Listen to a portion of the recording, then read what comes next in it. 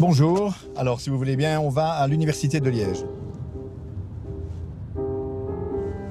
Cette histoire de l'ange qui apparaît à Joseph pour lui dire ce qu'il doit faire, qu'il doit se casser en Égypte parce que le méchant Hérode va couper la tête de tous les bébés et tout ça. Et puis plus tard, il lui réapparaît pour lui dire maintenant il faut revenir, tout est arrangé. Et je trouve ça vraiment... bon, moi je pratique pas mal l'humour, hein, et je dis que dans les textes religieux on en trouve, parce que le personnage de Joseph est quand même un personnage extraordinaire. Je le dessinerais bien, Joseph.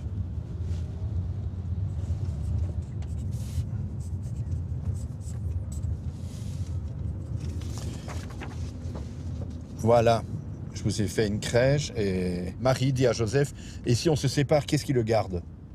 Le petit là, Jésus qui vient de naître. Ramener ça à cette famille emblématique que tout le monde connaît, Joseph et Marie, bah, ça a quelque chose d'interpellant, effectivement. Les parents se posent des questions bienveillantes ici pour leur enfant. Bon, je crois que ça ne s'est pas passé dans cette famille-là, mais voilà. Alors c'est pour vous montrer aussi la liberté qu'on peut, ce que l'humour peut permettre de dire, et comment certaines personnes ne vont pas rentrer dedans, évidemment, ne vont pas aimer ça. Les religions, on va dire ça, ce sont des idées.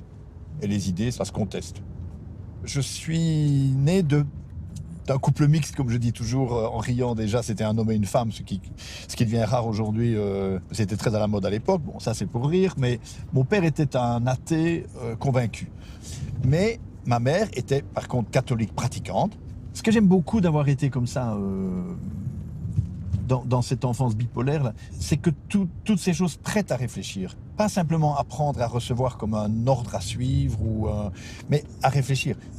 Manquer totalement de toute cette culture qu'on vous impose un peu comme enfant, avec toutes ces histoires plus belles ou plus effrayantes les unes que les autres, c'est manquer quand même de beaucoup d'occasions de réfléchir. Voilà. C'est ça qui me rapproche encore, m'éloigne pas tout à fait de la religion.